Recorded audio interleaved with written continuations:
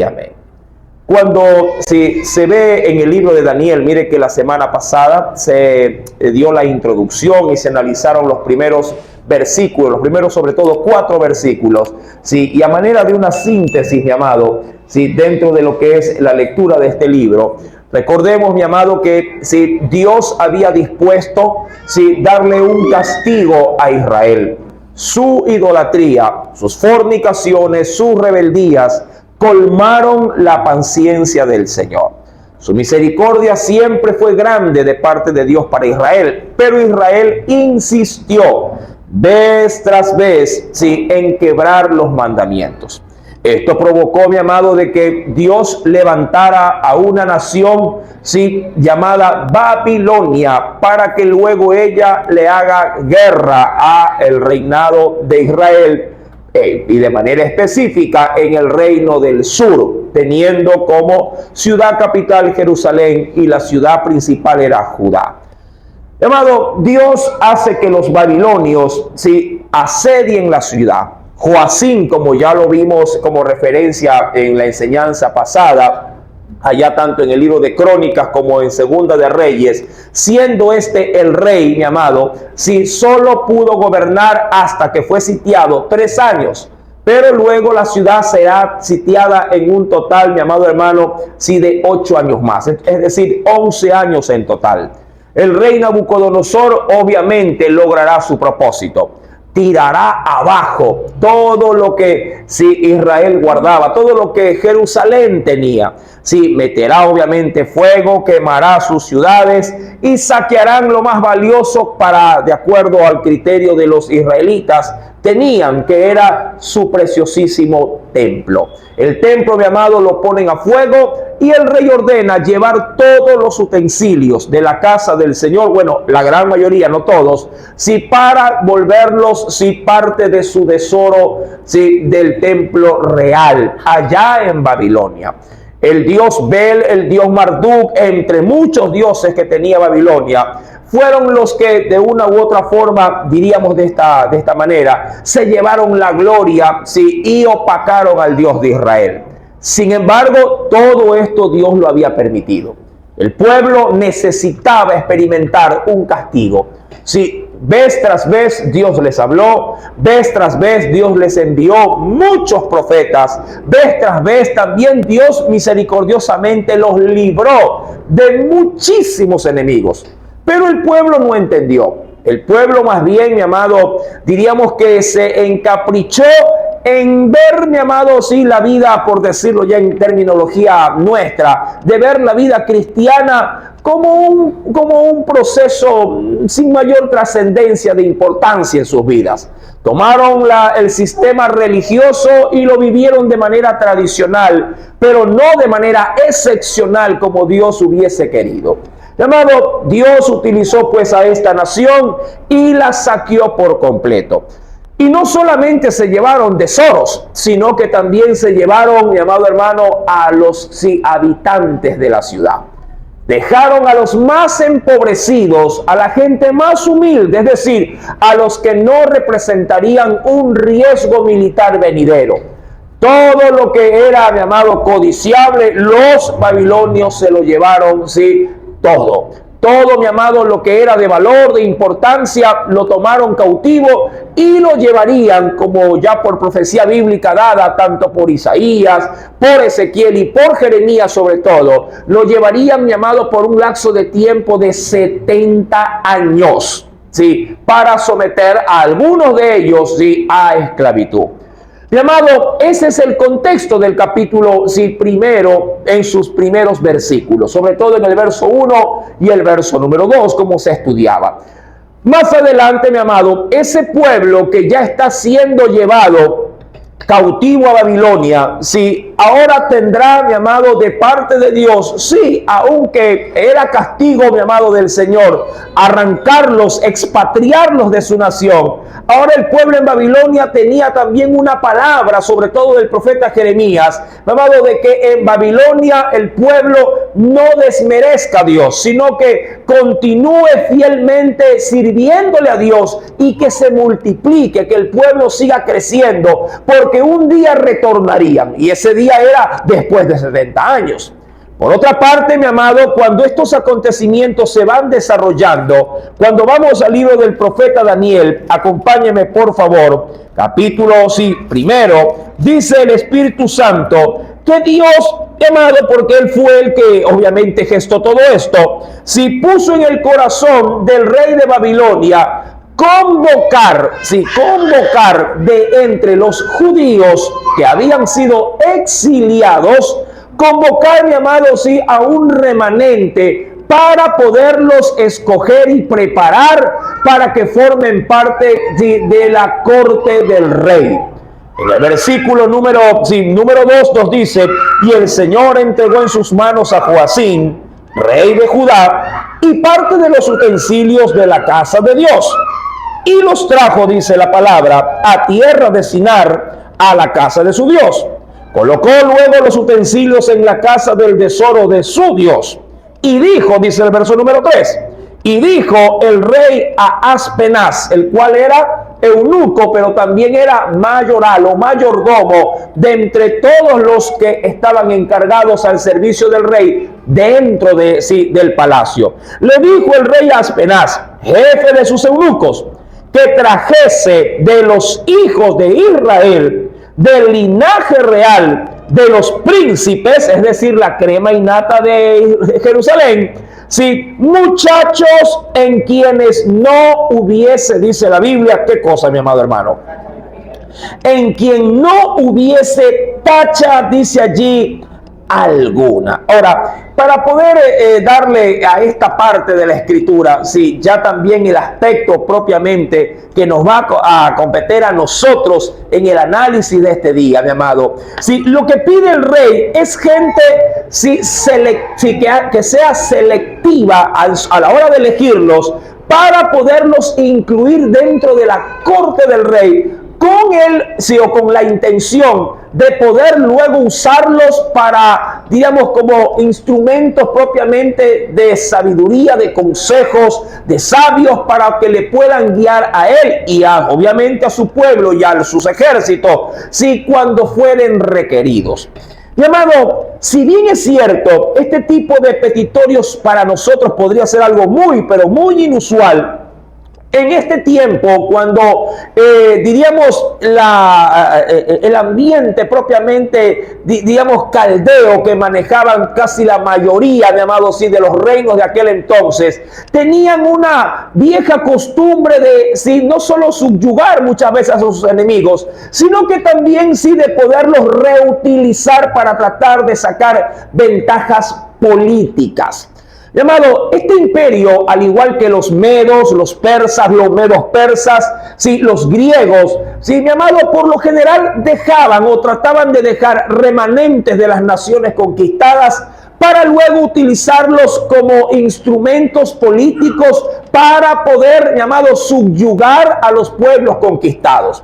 ¿Qué es lo que quiero decir? Mi amado, que cuando se apoderaban de una ciudad o de una nación, ellos sabían, mi amado, que si imponían completamente la fuerza, siempre tendrían en medio de sus conquistados la renuencia de un asedio militar o una sublevación militar de manera permanente. Pero si dejaban de entre el mismo pueblo gente que tenga, una afinidad con sus conquistadores, sería más fácil gobernarlos. Y claro, ningún imperio, mi amado, quería conquistar y no sacar algo de provecho. Todo imperio que conquistaba, amado, que se levantaba para conquistar una nación, quería dejar fuentes constantes de riquezas en esos pueblos, pero necesitaban administradores. Y los mejores administradores no eran básicamente los que venían en este caso de Babilonia, sino tratar de levantar de entre ellos mismos servidores leales. Ahora bien, cuando vamos a la escritura, mi amado hermano, cuando se le solicita a Aspenaz poder formar gente de la misma Jerusalén como parte de la corte real. La Biblia dice en el versículo número 3 que el rey pidió, mi amado, jóvenes que fuesen, como lo dice la escritura, o muchachos, pero versículo número 4, ¿sí? Muchachos, mi amado hermano, que no hubiesen ellos tacha alguna. Ahora, cuando yo voy a la versión de la traducción del lenguaje actual, en este mismo pasaje bíblico, leo lo que dice de manera textual, ¿sí? Como para darle un poquito más de peso de entendimiento a estas palabras. Dice la Biblia acá: Nabucodonosor quería tener a su servicio gente joven, luego dirá, bien parecida, que no tuviera ningún defecto. Además, debían saber de todo. Por eso, sí, se ordenó que se trajeran de entre los prisioneros israelitas, sí, y los llevaran, dice aquí, a los jóvenes más inteligentes de las mejores familias. Eso dice la traducción del lenguaje. Amado, esto nos ayuda a entender en parte de que dentro de la cultura, sí, babilonia, amado, sí, se utilizaba de manera selectiva lo mejor de lo mejor. Y esto se lo puede notar no solamente en este tipo, diríamos, de imperio, sino también, usted creo que algo también ha de haber observado en estudio, pues no, en otro tipo de culturas. Por ejemplo, mi amado, los espartanos, los atenienses, es decir, un imperio que compartiría mucha afinidad con los griegos. Mi amado hermano, ellos cuando sus mujeres parían, cuando daban a luz, pasaban por un proceso en algunas ciudades principales, así por el proceso de una selección para poder aprobarlos dentro de la inserción, sobre todo, de las filas militares. Si un capitán, por decirlo así, sí, que luego de haber tenido su hogar, si su mujer le diese un hijo varón, tenía, mi amado hermano, sí, que ese soldado llevara a su hijo para que sea inspeccionado para la inserción de la crianza y, claro, de la tendencia, sí, en el ámbito militar. Si no pasaba la selección, sobre todo visual, en la cual se tomaba la criatura, se la elevaba y se la revisaba por completo, mi amado, quedaba descartado, y si el padre así lo decidía, podía ser hasta muerto o despeñado. Así de sencillo, mi amado. ¿Sí? Esta situación, mi querido hermano, ¿sí? Diríamos que se remarcó mucho, ¿sí?, en medio de estas culturas. Los mismos romanos, mi amado hermano, la misma sociedad romana, sí, en tiempos de Jesús, los romanos, mi amado, cuando veían que parían sus primeros hijos y no eran del sexo masculino, sino femenino, ordenaban matarlas. Porque era un mal augurio para muchos de ellos, si no permitir que su descendencia recayera sobre, obviamente, alguien que le daría perpetuidad, ¿sí?, a la casa o a su nombre. Y muchas, mi amado, muchas niñas eran, sí, o matadas o eran entregadas, sí, para usos indignos. Mi querido hermano, la sociedad ha ido de una u otra forma en esta parte evolucionando. Pero si usted hurgara un poquito la historia respecto de cómo eran las culturas de muchos pueblos, mi amado, es uno que se quedaría hasta con la boca abierta. Mira que hemos estudiado o estamos estudiando en el libro de los Reyes cómo en una pérdida de una batalla un rey agarra a su hijo y lo sacrifica a su Dios para poder revertir, en este caso, el resultado de la guerra cuando se vio ya perdido. O sea, para ellos, mi amado, sus hijos no trascendían a mayor apego sentimental. Y si podían, sí, de pronto, sí, ver un bien mayor, sí, que el de sus hijos, amado, entregaban a sus hijos para que se hagan con ellos los que quisieran. Y amado, esto, insisto, nos da por lo menos un panorama del por qué los reyes de este tiempo, de esta época, hacían lo que hacían. Ahora bien, amado, estos jóvenes son seleccionados por el rey. No solo los 4, hay muchos más. Pero la Biblia sí se concentrará en 4 de ellos. La Escritura pues nos dice en el versículo número 4, sí, muchachos en quienes no hubiese tacha, es decir, no hubiese defecto alguno, de buen parecer, enseñados en toda sabiduría, sabios en ciencia y de buen entendimiento, y además de esto dice, e idóneos para estar en el palacio del rey. Estas demandas de Nabucodonosor, ojo con esto porque quisiera dar una pauta adicional, mi amado, en algún momento Dios también la utilizaría. ¿Sí? Parece mentira, pero en algún momento Dios, mi amado, hizo uso de algo semejante. ¿A qué me refiero? Ven conmigo a la Escritura, vayamos al Pentateuco y veamos, mi amado hermano, sí, veamos los requisitos que Dios implantó, sobre todo para el ministerio del sacerdocio en el tabernáculo de reunión. Y para ello, mi amado, acompáñeme al libro de Levítico, capítulo número 21. Mira lo que nos dice el Espíritu Santo. 16. Mira lo que dice el Espíritu Santo de nuestro Dios.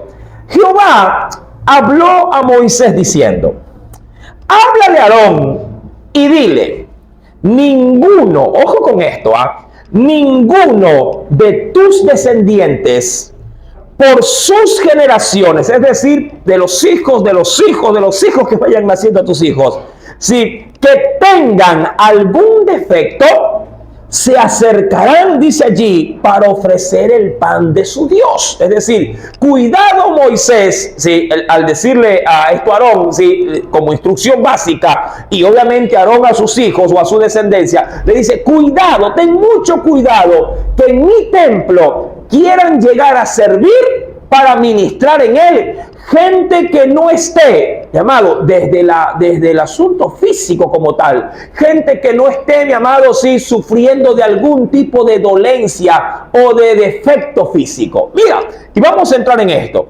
Verso número 17, en la parte final, que tenga algún defecto, se podría acercar para ofrecer el pan de su Dios. Verso 18, porque ningún varón en el cual haya defecto se acercará. Y Dios es explícito en esto. Y mira lo que dirá. Y pone en la lista: si le nacía a Aarón o a los hijos de Aarón un varón ciego o cojo, mutilado o sobrado, es decir, que llegase a tener, qué sé yo, en un pie 6 dedos, se me ocurre. Verso número 19, o varón que tenga quebradura de pie o rotura de mano, o si saliera posiblemente de manera genética, ¿qué cosa? Jorobado o enano, o que tenga nube en el ojo, o que tenga sarna o empeine o testículo magullado. Ningún varón de la descendencia del sacerdote Aarón en el cual haya defecto se acercará para ofrecer las ofrendas encendidas para Jehová. Hay defecto en él, no se acercará a ofrecer el pan de su Dios. Mira esta condicionante. Y ojo, esto lo pidió ¿quién? Lo pidió Dios. Por intermedio, obviamente, de Moisés, para Aarón y la descendencia suya.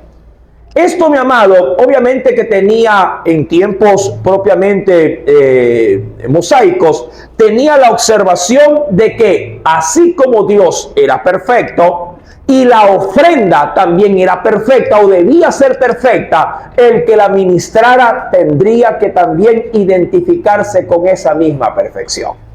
Mi amado, yo sé que estos parámetros pueden caer un poco incongruentes para nosotros en este tiempo, porque si el asunto iría de manera tajante para la actualidad, mi amado, yo le pregunto, ¿cuánta gente no podría de pronto dejar de ser un ministro o dejar de ser un ayudante o alguien que sirviera en el templo si tuviera algo de aquello, de lo que Dios ha enumerado?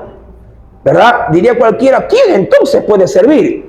Pero esta demanda aún se la sigue aplicando, pero de otra forma. ¿A qué no me refiero? A todo lo que pudiere, mi amado, si hacer, en este caso en tu corazón, un obstáculo. En el corazón, mi amado, que es lo innato propiamente de la esencia de un ser humano, mi amado, no puede haber defecto. Eso sí, no puede haber envidia, no puede haber ceguera espiritual, no puede haber posiblemente, mi amado, sí, o ser corto de vista a la hora de hacer acepción de personas. No puede haber, mi amado hermano, algo que se quiebre respecto de mi voluntad o mi entusiasmo por servir a Dios. No puede haber, mi amado, tampoco vanagloria, que vendría a ser lo sobrado. Ni tampoco podría entrar, mi amado, si entrar en una depresión que puede ser que esté disminuido. Dios siempre pedirá y solicitará, mi amado, sí, perfección para aquel que quiere servirle en su obra. Siempre. Lo hizo de manera así, física, o sí, en el Antiguo Testamento, y lo sigue implantando, pero de manera espiritual, en el Nuevo Testamento. Esto, mi amado, insisto, sí, se llevó a cabo en Babilonia. Daniel, mi amado, que obviamente será uno de los más grandes protagonistas de este libro, sí, mi amado, será seleccionado juntamente con otros 3 amigos. Ahora, todo lo que hemos dado hasta este momento tiene que ver con el aspecto propiamente, sí, literal de la Escritura. Todo lo que hemos dado. Pero vamos a entrar, mi amado, en el aspecto espiritual. Y esto lo vamos obviamente diríamos, a explotar de su mejor forma, ¿sí? Tratando de concentrarnos en qué es lo que se va a hacer con estos muchachos. ¿Qué es lo que se va a hacer? Sí, con estos jóvenes que serán ingresados en un ambiente totalmente distinto o diferente al que ellos están acostumbrados. Cuando vamos a la Escritura, versículo número 4 que lo hemos leído, después de ver todos los filtros que el rey y Aspenax pusieron, verso número 5 nos dice, y el rey les señalaría, dice la Biblia, una ración para cada día. ¿De dónde saldría esa ración, ese sustento? De la provisión de la comida del rey. Juntamente con ello vendrían para los muchachos vino que el rey bebía y que los criase 3 años, para que al fin de esos años se presentaran luego delante del rey. ¿Para qué? Para ser evaluados. Y claro, si pasaban la prueba, ingresarían como partes de la corte del rey. Y si no, serían, mi amado hermano, exiliados o hasta eliminados. Ahora bien, vamos a entrar en detalle, mi amado, ya respecto de lo que de Dios sí tenemos que rescatar en este texto. Mi amado, el rey no solamente selecciona a este grupo de muchachos. El rey ha pedido que se los instruya de manera precisa en la cultura babilónica. En la cultura, cuando usted va, mi amado, al capítulo número 1, verso 4, en la parte final, donde si se termina leyendo, que se seleccione a gente que ya tenía preparación, el rey terminará diciendo en la parte final, quiero que les enseñen, versículo número 4, que les enseñen las letras, pero también la lengua de los caldeos. Y esa expresión, mi amado, demanda mucho respecto de lo que el rey pide. ¿Por qué, mi amado? Porque el rey quiere culturizar a los judíos, o en este caso, a los jóvenes que han venido de Jerusalén. Quiere implantar en ellos una nueva cultura, un nuevo pensamiento. Quiere, mi amado hermano, por decirlo de alguna forma, desnaturalizar a estos jóvenes para naturalizarlos en el ambiente babilónico. Y esto, mi amado, se refleja de manera muy puntual, sobre todo cuando se lee, y si me acompaña por favor al verso número 7, cuando se lee que de parte del mayordomo, o lo que es igual, este hombre eunuco llamado Aspenaz, hermano, interfiere en su esencia, como personas que son, cambiándoles su nombre. Versículo 7, me salta el verso número 5 y 6. Dice, perdón, el versículo 5, me lo salto, verso 6, perdón. Entre estos estaban Daniel, Ananías, Azarías, los cuales eran hijos de la tribu de Judá. Verso 7. A estos el jefe de los eunucos puso por nombre. A Daniel lo llamó, ¿cómo lo llamó? Apunte, no quiero leer por leer. Daniel significa, en idioma hebreo, significa, y traducido al español, Dios es mi juez. ¿Sí? Eso significa el nombre de Daniel. Dios es mi juez. ¿Y a este cómo le pondrá Aspenaz? Por nombre Belsasar. ¿Qué significa? Bel, que es un dios babilónico. Bel protege al rey. Eso significa Belsasar. ¿Sí? Seguidamente, la Biblia también dice que a otro de esos jóvenes, en este caso vendrá con Ananías, llamado, que significa Jehová es piadoso, o el Señor es piadoso. Ananías le cambiará por el nombre, dice allí, Sadrach. ¿Qué significa? Servidor de dioses. Es decir, de los muchos dioses que tenía Babilonia. Servidor de dioses. Significa, sí, Sadrach. Luego, al joven hebreo Misael, sí, mi amado hermano, lo llamará Mesac. Misael significa quien a Dios pertenece. Eso significa, mi amado, Misael, es decir, el que le pertenece a Dios. Sus padres, mi amado, sí, atribuyeron nombres a estos muchachos relacionados con la fe de los hebreos. Pero los babilonios usaron, mi amado, sí, este cambio de nombre para poderlos asociar con la nueva, diríamos así, cultura que los había subyugado. Por otra parte, mi amado, sí, de Misael, que significa quien a Dios pertenece, se le cambia por el nombre de Mesac. Mesac significa el que es lo que Dios es. Acú era el Dios de ellos en esta parte.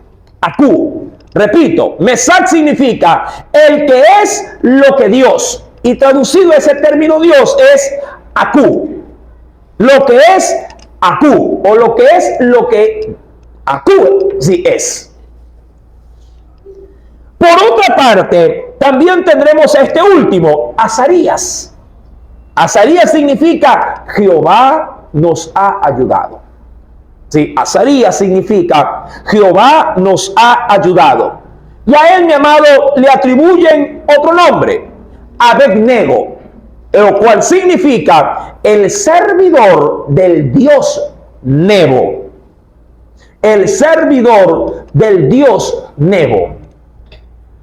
Con esto, mi amado, tratan, obviamente, sí, de este cambio de nombre, tratan también de cambiarlos de identidad, ya que esos nombres serán de ahora en adelante sus nuevas cartas de presentación dentro del imperio babilónico. Si a esto usted le suma 3 años, ¿sí?, de una constante, sí, ilustración, aprendizaje, lenguaje, cultura, ideología, religión, letras, ciencias, llamado babilónicas, a cualquiera a cualquier mente de un muchacho frágil lo hubiesen, mi amado hermano, revirado como bolsillo de payaso. Es decir, hubieran sacado todo lo de adentro, lo hubieran botado y el bolsillo hubiese quedado totalmente vacío. A cualquiera, mi amado. Si yo cogiera a 4 jóvenes de aquí de la iglesia, ¿sí?, que yo sé posiblemente que no están tan bien en Dios, y los mandamos, mi amado, 3 años a Europa, preguntemos después de 3 años cómo vienen o cómo los encontramos. Mandémoslo, a uno lo mando a España, otro lo mando a Alemania, otro lo mando a Italia y otro lo mando por allá por Bélgica. ¿Cómo vendrá? De pronto viene uno y dice, hostia, tío, hostia. Y dice, ¿qué pasó, siervo?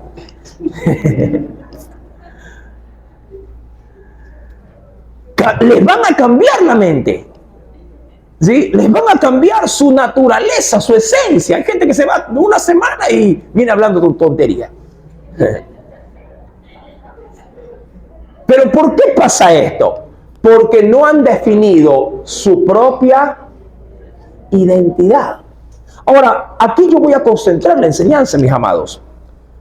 Es triste poder considerar en estos versículos, sí, en estos primeros versículos, por sobre todo en los últimos 3 versículos, del 5 al 7. Es triste, mi amado, ver cómo, si se trata de abordar a esta juventud, sí, judía, con la única intención de quitar, sí, lo que ellos son. ¿Y qué es lo que ellos son?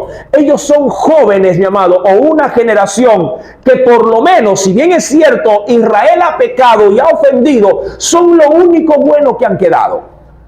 Estos jóvenes, mi amado, de seguro fueron sumamente instruidos en el Dios de Israel. Dios se ha guardado siempre a través de las generaciones, por mucha maldad que haya, por mucha violencia, por mucha desobediencia. Dios siempre, como digo yo, se ha guardado un remanente. Se ha guardado, mi amado, diríamos como que un frasco de perfume que no quiere usar para desperdiciarlo.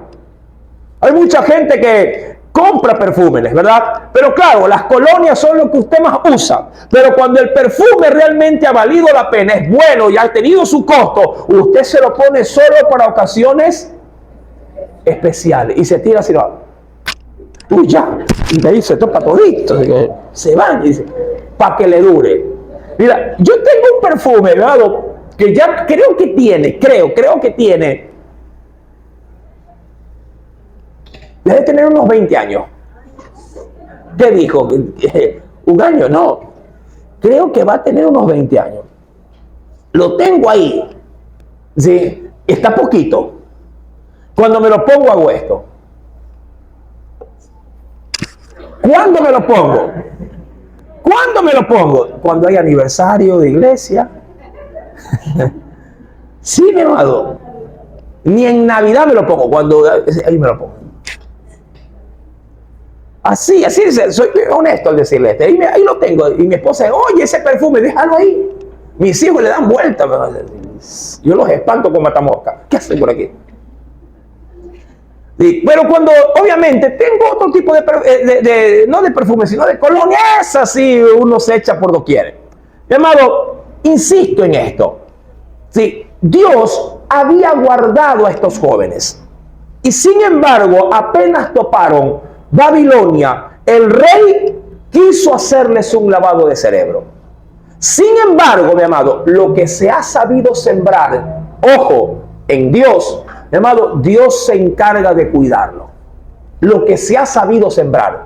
Sí apena, claro que sí que apena. Mi amado, cuando uno ve cómo un joven que ha sido en Dios criado, ha sido en Dios formado, va perdiendo identidad cuando se mezcla con la gente de allá afuera. Mira, un creyente tiene 2 tipos de riesgo. No me preocupa mucho, pero sí me preocupa. Sí, que la gente cristiana tenga un contacto con la gente que no es cristiana. No me preocupa mucho porque creo que ellos notan la diferencia. Creo que ellos saben identificar. ¿Qué es lo que más me preocupa? Cuando un creyente se junta con un disque creyente. Es el mayor riesgo, mi amado, que alguien puede llegar a confrontar. ¿Por qué? Porque esos son no solo difíciles de detectar, sino, mi amado hermano, que por la misma afinidad que existe, entre comillas, de esa supuesta hermandad, no tuya hacia él, sino de él hacia ti, es la que te puede remover, mi amado hermano, tu estabilidad. De ahí que los peligros de rodearte de un falso cristiano, mi amado, Dios mismo te lo advierte. Ya que si voy a la escritura, ven conmigo por favor, acompáñame. Yo creo que esto sí es de considerar, porque si no estás bien orientado, bien fundamentado, pueden hacerte cambiar. A estos muchachos los quisieron hacer cambiar. Acompáñame al Nuevo Testamento y mira lo que dice el Espíritu Santo. en el libro, sí, de la carta de Juan, primera de Juan, capítulo número 2, esto sí es preocupante, mi amado. Tú no sabes cómo el enemigo trabaja para poder, sí, extraviarte a ti. Pero si tú estás en Dios bien cimentado, nadie te va a mover de la roca que es en Cristo Jesús. Dice el Señor. ¿Me encontró? Dice el Espíritu Santo, salieron de nosotros. ¿Ah? Esto es curioso, ¿no? Salieron de nosotros. Y está hablando de qué, mi amado? Está hablando de gente que fue practicante, entre comillas, de la fe. De gente que compartió junto a ti un aparente crecimiento. Y digo aparente, mi amado, porque el fin de esta lectura es que cuando termina, obviamente, de dar el consejo, se ve que claramente no lo son. Aun cuando estuvieron, de pronto está sentado al lado tuyo. Y dice, salieron de nosotros, pero no eran de nosotros. ¿Sí? Aún más, dice el Señor, porque si hubiesen sido de nosotros, habrían también, ¿qué cosa? Permanecido con nosotros. Esto es, mi amado, como que pruebas, si fehacientes de poder, si tenerlas muy presentes para distinguir si es o no es alguien en quien yo pueda llegar a confiar. Mi amado, si tú no te apercibes de esto, créeme, mi amado, te terminará afectando, o lo que fuera peor, te haría perder tu identidad. Tú dirás, yo no creo, ¿cómo es posible que alguien pueda llegar a calar tan hondo hasta el punto de olvidarme de lo que soy? Ay, hermano, discúlpeme, pero allá afuera, mi amado, hay gente que hasta se olvida de su familia, se olvida de sus hijos que los parió. No me vayan a decir a mí que no se puedan olvidar de la fe, no se pueden olvidar de Cristo. Allá afuera, mi amado, el enemigo está con todo, y si tú no estás bien cimentado, claro, puedes entrar en esa corriente para que te aparte. Si alguien, mi amado, que pare a sus hijos puede llegar a dejar botado a los suyos, ¿cuánto más no podrían llegar a dejar botado a Cristo? Y la Escritura, mi amado, lo asevera diciendo que si hubiesen sido realmente de la fe, hubiesen permanecido en la fe. Pero salieron para que se manifieste que no todos son de nosotros. Es decir, esto precisamente ocurre para que podamos considerar que hay quienes son y hay quienes no son. Usted puede ver a 100 personas con Biblia. Vaya a ver quién realmente de los que ve con Biblia son cristianos. Porque con esto aquí bajo el brazo no es garantía de nada. Es como que hoy, por el ambiente en el que vivimos, si el hecho de que yo vea a alguien uniformado no significa que sea un policía. ¿Verdad? Claro, pues, hermano. Ya ahorita no es garantía de nada. Entonces, si alguien dice que es, pero digamos así, sus manifestaciones, sus frutos no lo demuestran así, es porque no tiene identidad. Y yo, mi amado, como parte del cuerpo de Cristo, sé bíblicamente que debo de guardarme, mi amado hermano, de gente que sí manifiesta de manera falsa una aparente fe. Adicional de esto, mi amado hermano, ven conmigo a la Escritura. Sí, porque aquí hay algo especial también. Dice el apóstol Pablo en la primera carta a los Corintios, capítulo 5, 11. Mira hasta dónde puede llegar los riesgos de que te puedan arrastrar y hacer perder lo más valioso de ti. Más bien, dice allí el apóstol Pablo, más bien os escribí que no os juntéis. ¿Sí? ¿Lo tiene, mi amado? No os juntéis con ninguno que, llamándose hermano, O sea, él puede llamarse lo que quiera. ¿Sí? Pero, ¿qué ocurre con su estilo de vida? Fuere fornicario, avaro, idólatra, maldiciente, borracho, ladrón, dice la Biblia, con el tal, dice la Biblia. ¿Qué dice la Escritura? ¿Para qué quiere Dios esa distancia? Dice, con el tal ni aún comáis, es decir, ni le aceptes algo. ¿Por qué, mi amado? A causa por él. No, no es por él. Es por el riesgo en el que te pone a ti. Ahora, cuando vuelvo nuevamente al texto de la Escritura, retomo leyendo el versículo número 5. Llamado, luego de que el rey le dice a Aspenax, quiero que los instruyas en las enseñanzas caldeas, en las enseñanzas del idioma caldeo, llamado en la lengua, dice en el verso 5, y esto es, mi amado hermano, parece insignificante, pero no es así. No es así. El texto bíblico lo narra por una fuerte razón. La Escritura nos dice en el versículo número 5, y le señaló el rey ración para cada día. ¿Sí? Ahora, ¿qué implica esto, mi amado? Esto aparentemente se lee como algo favorable.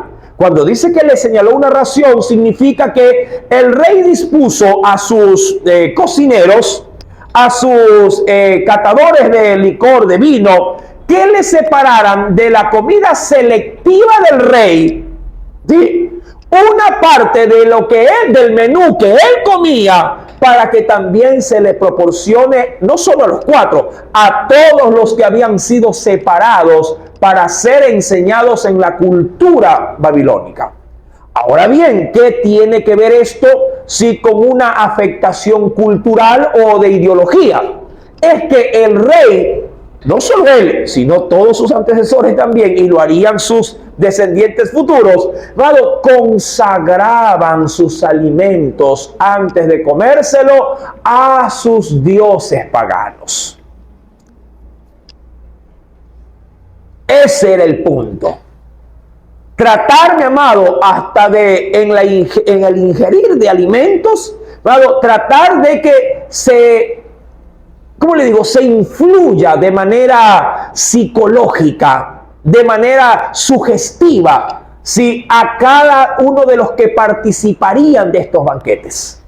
Había una ceremonia previa, a la distribución del alimento real, en dedicación primero a los dioses y luego a quienes eran sus convidados.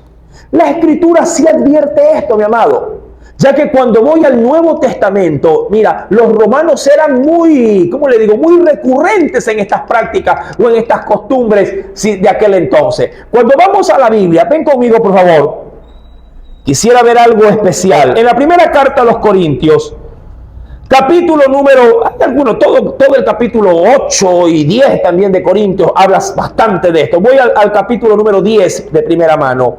Primera de Corintios, capítulo 10. Santo, si algún incrédulo, el Señor dio una advertencia para la iglesia de los Corintios. ¿Por qué a Corintios en particular? Porque Corintios era una provincia romana y los templos abundaban, y los alimentos consagrados a ídolos era común. Y dice, si algún incrédulo os invita y queréis ir, de todo lo que se os ponga delante, hablando a la mesa, comed sin preguntar nada por motivos de ¿qué? De conciencia. Es decir, no entres en un litigio sin haber una causa para poder entrar en él. Entonces, come. Si te dice, mira, le invito un vasito de cola o un sanduchito, bueno, gracias. ¿Sí? Entonces, hasta ahí todo va bien. Pero en el versículo 28, sabiendo que en la cultura romana también había este asunto muy semejante a la cultura babilónica, el Señor les dice, mas si alguien os dijere, esto fue sacrificado, lo que es igual, dedicado a los ídolos, no lo comáis. por causa de aquel que lo declaró y por motivos también de qué, es decir, de tu forma de ver las cosas, porque del Señor es la tierra y su plenitud. Es decir, Dios les dice, mira, todo lo que está, se cosecha, lo que se cría, todo es de Dios. Sí, todo es de Dios. Y yo sé que el creyente cuando come todo lo que come, primero se lo dedica y se lo agradece ¿a quién? Al Señor. Pero quienes rigen en ese sentido el plano propiamente del liderazgo de estas naciones, previo, mi amado, previo al banquete servido, primero pasaba por los rituales paganos de un servicio idolátrico. Así como en el sacerdocio, se le daba, como diríamos, ventaja al sacerdote, luego de dedicar el sacrificio, a Dios y por en este caso, por el agradecimiento de pronto de un ternero ofrecido en gratitud por una cosecha, luego el sacerdote comía de esa carne. Así también, mi amado, en el imperio babilónico, primero se ofrecía a Marduk, primero se ofrecía a Abel, primero se ofrecía, mi amado, a Aku y a los diversos dioses. Luego el rey participaba y su corte. Insisto, todos quienes antes de sentarse a la mesa tenían que estar presentes por fuerza en la casa del templo de sus dioses. Y ellos veían que estos banquetes desfilaban, primero dedicándolo a quienes, a los dioses y luego sirviéndolos a las mesas. Para un hebreo genuino, esto era, mi amado, no admitible. No era admisible. Dijo, no. Esto no estaba dentro de su ideología y su religiosidad. Ellos no podían, así como cuando se le hace ver, mi amado, al apóstol Pedro, como un pergamino baja y Dios le muestra en ese pergamino animales que bíblicamente eran considerados como animales inmundos. El Señor en esa revelación le dice a Pedro, mata y come, es decir, prepáralos y cómetelo. Y dijo, no, dijo él, yo nunca he probado tales animales, son inmundos, son sucios, yo no puedo comer eso. Mi amado, cuando retomo pues el libro de Daniel, vemos que el rey ha señalado porción. Mira que cuando el enemigo quiere, ¿cómo le digo?, trasplantarte en otro sistema, quiere, mi amado, remover tus bases para que creas otras. Mi amado, todo detalle cuenta o suma, mi amado, para perjudicarte. Diría un cristiano, ay hermano, así lo hayan ofrecido al diablo, yo oro el plato, lo bendigo y me lo como. Sí, es verdad. Sin embargo, mi amado, tu conciencia no es la misma a la conciencia de tu hermano en la fe. ¿Me explico? Para algunos dirán, hey hermano, caldo de salchicha con sangre o sin sangre, igual yo oro por el plato y me lo como, es bueno. Digo, sí, podría ser para tu conciencia, pero para la conciencia de tu hermano puede ser que no. Así como cuando me pregunta, cada vez siempre me pregunta lo mismo, pastor, ¿podemos comer fanesca o no podemos comer fanesca? Mire que es dedicado a los muertos. Yo estoy vivo, le digo. Yo no me importo todavía. Pero nacen las dudas. ¿Me entiende? Y hay mucha gente que por debilidad de conciencia cuestiona estas cosas, porque piensan que al participar de ello se terminan contaminando, pero no contaminan el cuerpo, lo que podrían contaminar es su conciencia, porque al hacerlo, luego de que lo están haciendo o ya lo han hecho, la culpabilidad les golpea. Y dicen, uy, yo creo que hice mal. Ay, Diosito, perdóname. Perdóname, y iban comiendo. Es que está bueno y tengo hambre, hermano, perdóname, Señor.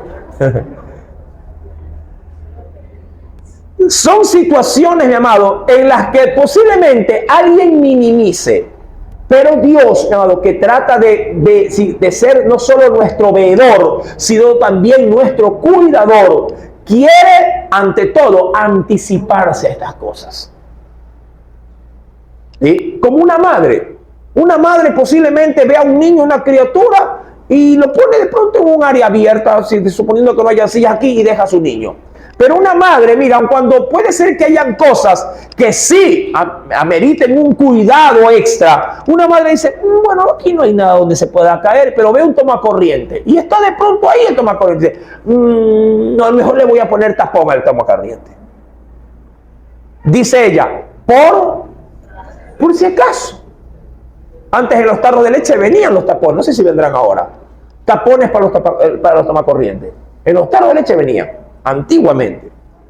Sí, y los ponían ahí. Mi amado hermano, Dios quiere prevenir, como decimos nosotros, antes de lamentar. Y por eso nos da la advertencia. ¿Por qué, mi amado? Porque hay detalles que pueden a la larga sumarse a otras cosas y pueden hacer cuestionar tu identidad en Cristo. ¿Y a qué me refiero? Mira, aquí es donde vamos a entrar ya a algo muy medular respecto de esto. Acompáñame a la escritura, mi querido hermano, y quisiera de pronto empezar por aquí. Segunda de Tesalonicenses 2, verso 2. ¿Cuántos están seguros de ser cristianos? Y buenos cristianos. Amén. Si usted está seguro de lo que es, yo no sé por qué Dios escribió esto, pero si lo escribió y lo dejó para que nosotros lo leyéramos, digo yo, por algo ha de ser. ¿Y qué fue lo que dejó? Mira, verso número 2. Recuerda, segunda de Tesalonicenses, capítulo 2, verso 2. Y dice, no os dejéis mover fácilmente de vuestro modo de pensar. Y quiero quedarme, yo sé que este texto va a hablar sobre todo, va a estar orientado respecto de la venida de Cristo, pero quiero concentrarme en la primera expresión de este verso. Porque si alguien me puede dejar mover de una creencia a la cual yo en su debido momento la recibí y la cultivé, yo creo que no debería de haber riesgo en que alguien me la pueda sacar. Pero si lo hay, y tanto lo hay, que el Señor me deja, sí, la alerta, diciéndome, no os dejéis mover fácilmente de vuestro modo de pensar. Ejemplo, un ejemplo sencillo y corto. Alguien puede decirte, pero no nos congreguemos. O por lo menos, bueno, ya congreguémonos, pero no tan seguido. Y de pronto tú, mi amado, tienes bien fundamentado de que mientras más estás buscando de Dios, mayor será, llamado, diríamos, tu crecimiento espiritual. Pero alguien te puede hacer mover de eso. Alguien te puede influenciar. De pronto tú dices, no, hermano, yo soy fervoroso, a mí me gusta estar activo en las cosas de Dios, sirviendo al Señor con amor, con ahínco, con perseverancia. Pero alguien te puede decir, ya no, tranqui, para. Ahí nomás. ¿Para qué? Alguien puede hacerte mover de tu manera de pensar. Y eso no solo para el ámbito espiritual, hasta para las cosas seculares de la vida. No, a mí me gusta ser responsable, a mí me gusta tener la casa limpia, me gusta atender a mi marido, me gusta atender a mis hijos. Y puede venir alguien de afuera o alguien muy cercano a ti que tiene acceso a tu hogar. Ay, pero todo, déjalo que él haga también, no te estés matando. Y de a poquito, tanto te lo dice que tú vas menguando, claro. Ay, verdad, no, sí, por gusto dándole los pulmones a ese hombre. No, ya no le plancha, deja que se planche de vez en cuando él también. Y hasta que llega un punto en que tu marido viene y ya la ropa no está ni planchada. La pregunta es, ¿quién te movió en tu forma de pensar? ¿Quién te hizo perder esa responsabilidad? ¿Quién te hizo cambiar esto bueno en ti por algo, mi amado, que ha perdido su calidad? De una u otra forma, no soy yo, pero he sido influenciado por alguien para que yo mengue. Y al menguar yo, obviamente, mi amado, si haré como consecuencia un estrago en mi entorno. ¿Sabes por qué? Porque hay gente que te está viendo. Hay gente que te tiene posiblemente, aún en el entorno cristiano, te tienen alto. Y sin que tú te das cuenta, cuando tú no estás, preguntan por ti. Y uno a veces no sabe ni qué contestar. hermano, y fulano, mijito, lo que pasa es que está orando para ver si el Señor lo lleva a otro nivel. Y yo estoy pensando, ya se está apartando. Porque no quiero que esa criatura, mi amado, si se eche a perder al ver que su ídolo, en buena ley lo digo, entre comillas, si ese donde él ha fijado hasta una meta, dice, yo quiero ser como mi hermano, quiero ser como mi maestro, quiero ser como fulano, como sultano. Si parece mentira, si hasta en una congregación la gente, ay, yo quisiera que mi marido sea como el pastor.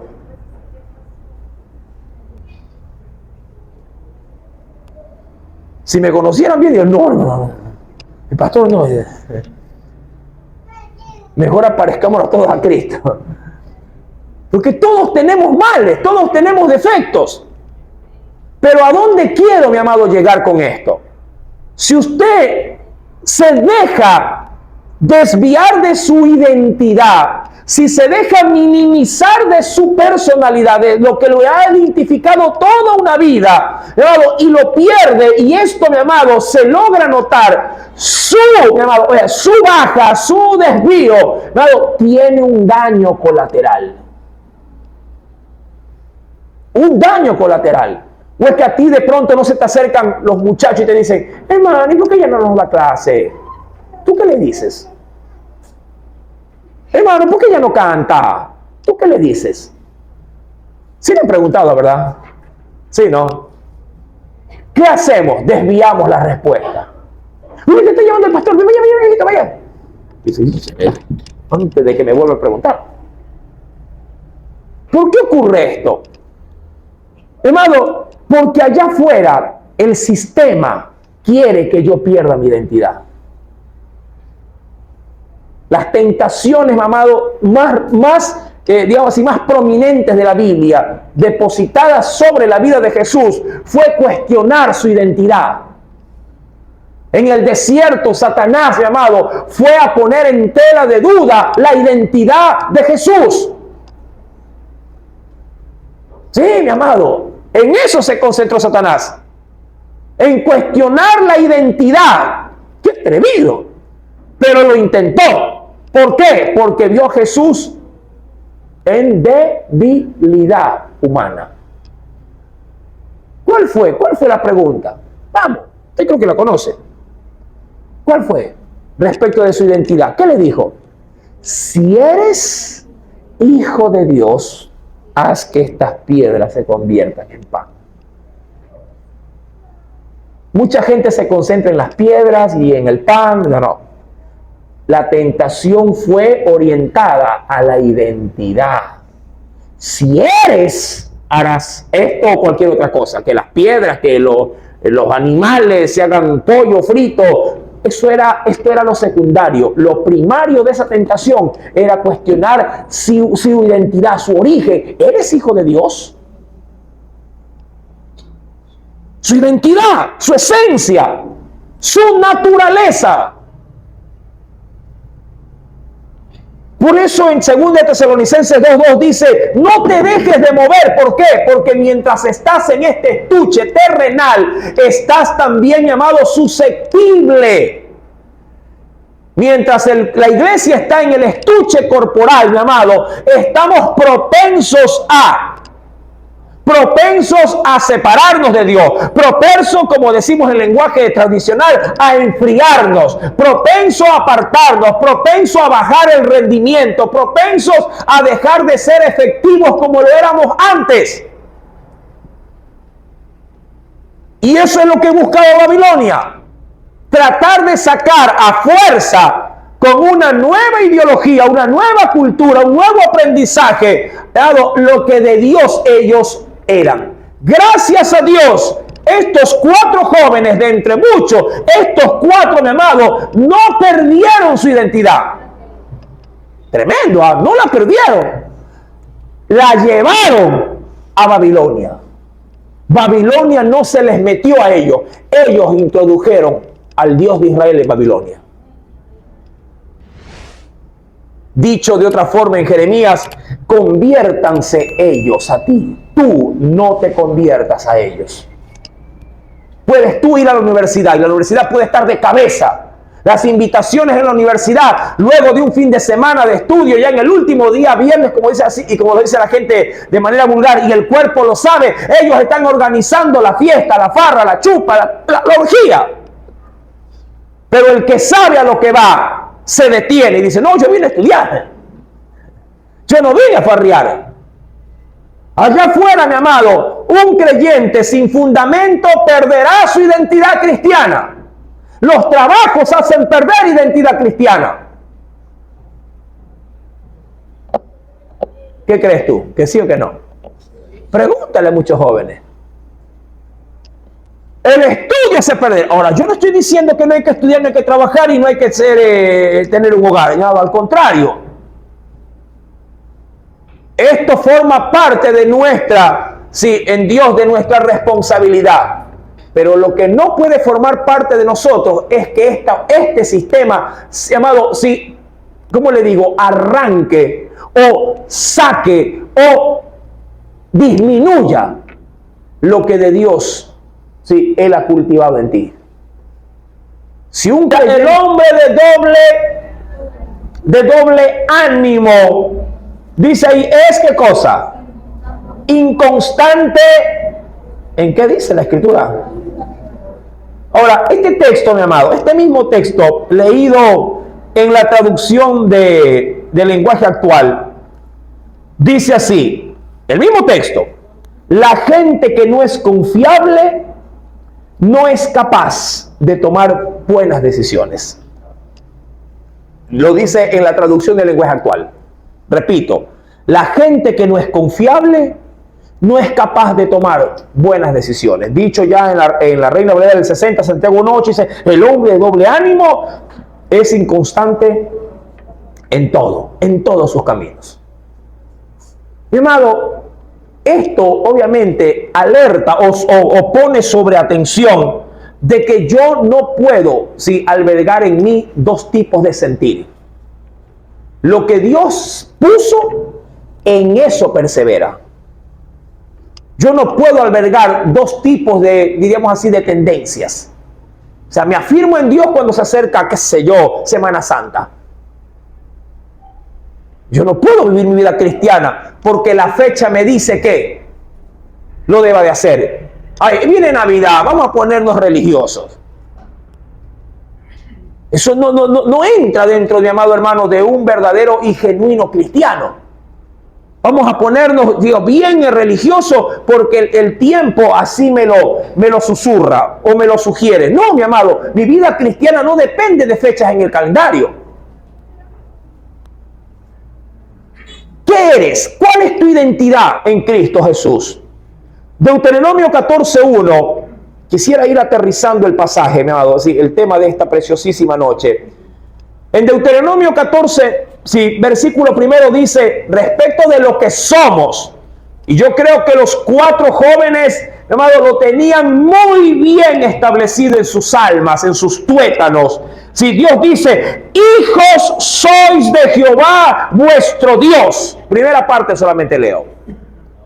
Hijos sois de Jehová vuestro Dios. ¿Quién de ustedes, mi amado, tiene esto bien claro en su corazón?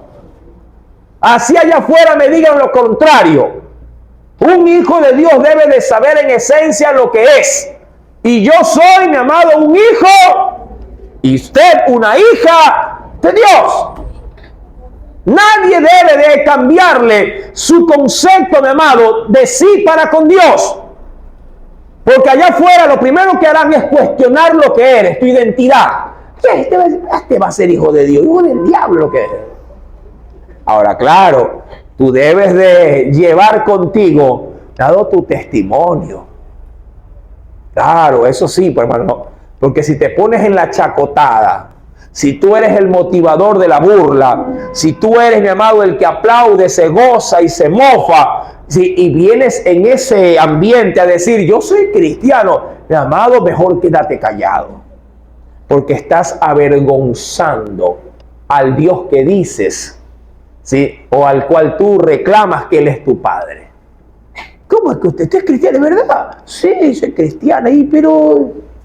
¿y esa forma de vivir? y ese accionar y esa forma de actuar, no te parece cristiano, te parece, ¿sí? Como dice, y allá afuera son bien groseros, dice, usted es un comesanto y defecadiablo. Es tremendo, mi amado, tratar de decir que soy algo cuando mi estilo de vida dice que soy otra cosa. Adicionalmente a esto, mi amado, en el Salmo capítulo 82, verso número 6, como para dejar esto un poquito más remarcado, dice el Señor, Salmo 82, versículo número 6, dice, vosotros sois dioses, claro, con D minúscula, haciendo alusión que nuestro gran Dios es nuestra cabeza, ¿no? Dice aquí, vosotros sois dioses y todos vosotros sois, ¿qué cosa? Hijos del Altísimo. Ahora, si tengo esta dignidad de Dios en mí, bueno, creo yo que debo de vivir a esa altura. Yo no sé, mi amado, pero hasta por apariencia digo yo, ¿no? Si alguien nace en cuna de rey, ¿no? Si alguien nace en palacio, si alguien nace, como dicen por allí, con sangre azul, eso simplemente es una forma de decir, así no sea o así no se sienta, por lo menos lo aparenta. Por lo menos se viste como hijo de rey, camina como hijo de rey, come como hijo de rey, así con cubierta, ¿no? Y rectito, ¿verdad? Claro, por lo menos aparenta, pero nosotros no aparentamos, nosotros en Cristo Jesús lo somos. Vosotros sois, mi amado, mi real sacerdocio, ha dicho el Señor. Es decir, real por ser, mi amado hermano, pertenecientes a la familia del gran rey. Y sacerdotes porque el Señor ha compartido el ministerio con su iglesia. Adicional a esto, mira también lo que somos, para que tengas clara tu identidad. En Isaías capítulo 43, verso número 10, libro del profeta Isaías, capítulo 43. Recuerda que si este libro de Daniel lo vamos a estudiar en dos facetas, ¿se acuerda? En la parte histórica, pero también en la parte profética. En esta noche estamos en la parte histórica y de ahí desprendiendo obviamente lecciones espirituales. Pero cuando lleguemos a tiempos proféticos le daremos un giro tremendo al libro. ¿Lo tiene? Isaías 43, verso 10. Dice el Señor, vosotros también sois, no solamente hijos de Dios, ¿qué también somos? Dice el Señor, vosotros sois mis testigos. Es decir, ustedes son quienes me han presenciado. Y obviamente, siendo testigos, hablarán de mí porque son quienes me han observado. Un testigo es una persona ocular de los hechos. ¿Sí? Alguien que vio, alguien que escuchó de la fuente, no porque se lo contaron, sino porque lo escuchó de la fuente. Y cuando usted viene a este lugar y escucha de este libro, usted escucha de la fuente lo que es Dios, su palabra. Y cuando usted es usado por Dios y algo Dios le permite, mi amado, en su gloria, sin poder hacer, usted es testigo de un milagro. Y como parte de la identidad, mi amado, la Biblia dice que nosotros somos sus testigos, dice Jehová, y también somos, ¿qué cosa? Siervos que yo escogí. Eso eres tú, mi amado. Alguien que Dios escogió. Y lo hizo para que, dice allí, para que me conozcáis, me creáis y entendáis que yo mismo soy. Tres cosas. Para que me conozcáis, para que me creas. Ahora, porque eso sí, si usted viene solamente aquí a conocer, pero no le cree, esto es para usted palabra muerta, letra muerta. Cuando Dios aquí me dice, mira, yo soy todopoderoso, estoy no solamente sabiendo que Él es esto, sino que por su poder Él me puede librar a mí de cualquier cosa. Amén. Y debo de creerlo. Luego me dice, y entendáis.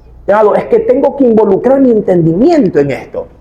Yo no puedo, mi amado, ser un lorito, un periquito que repite cosas. Cuando alguien entiende el propósito de Dios en su vida, mi amado, se dispone a servir. Sí me hago entender en esta parte. Mi amado, si usted entiende algo, es como cuando la mamá le explica, mira mi amor, me voy a ir y usted hoy se va a estrenar en la cocina. Hoy usted me va a hacer el arrocito. Una muchacha, ¿cuándo podría empezar a hacer un arroz? Unos 12 años, 12, 13 años. Sí, mire que por ahí hay muchachos que ni un fósforo saben prender. Hay gente que dice, préndeme la hornilla, ¿verdad? Porque el solo hecho de manipular los palillos se terminan quemando. Pero cuando ya usted los ve en la capacidad de entender, usted le asigna cosas. Y Dios dice, para que me entendáis que yo mismo soy, antes de mí no fue formado Dios, ni lo será después de mí. Es decir, Él es mi Dios y yo soy suyo. Mi amado, retornando a Daniel y culminando con la lectura, dice el Espíritu Santo, y le señaló, verso 5, el rey ración para cada día, de la provisión de la comida del rey y del vino, que son las libaciones, ¿sí?, que él bebía, y que los criasen, ojo, criar. ¿Sí? Usted se acuerda cuando dimos la enseñanza del principio, Dios crió, ¿se acuerda del término criar? ¿Significa qué cosa criar? A ver los que recuerdan. Criar, ¿qué cosa es? En definición, poner algo donde no hay nada. Eso quiso hacer el rey con estos 4. Poner algo que ellos no tenían. ¿Qué no tenían? Ellos no tenían a Babilonia. Se los quiso poner. Ellos no tenían a los dioses de Babilonia. El rey los quiso, sí, que los tengan adentro. Y por eso les comenzó a jugar el cerebro. ¿De qué forma? Cambiándoles su nombre, para que ellos se llamasen como los dioses de Babilonia, de esos paganos. Sí, así quiero que se llamen. Imagínate que tú te llames Belcebú. De pronto te la crees, de pronto por apor dicen, oye, ahí viene el diablo, y la gente, ¿quién es? El diablo. Mira que hay gente que se crea, y te cuento que esto puede ser sugestivo, porque cuando un marido le dice a una esposa, eres una inútil, tú no sirves para nada, tu autoestima es... y se lo cree. Sí, no, y ella termina, sí, no sirvo. Tú no puedes, no sirves. Sí, es verdad, no sirvo. Y te achica, mi amado. Es tremendo. Dile a un hijo tuyo, tú eres un hijo de Dios. Tú eres grande, tú vas a ser un hombre que va a destacar en esta tierra. Dios te va a usar. También se lo va a creer, ¿de verdad, mamá? Sí, porque usted, al igual que yo, somos ungidos con el poder del Espíritu Santo. Ese muchacho se crece, dice, ¿de verdad?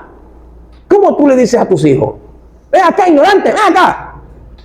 Y el muchacho va así, es verdad, soy un burro. Burro, este es burro, hermano, es burro. ¿Qué no se escucha, mi amado hermano? Este no sabe, cállate. Así es, mijo.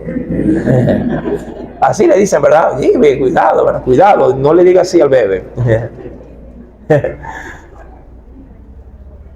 Y el rey, mi amado, sí, los dejó para que lo criaran 3 años. Gracias a Dios, estos niños ya habían venido criados. Sus padres hicieron bien su trabajo. La Biblia, ¿qué nos dice? Instruye al niño en su camino y aun cuando fuere viejo, no se apartará de él.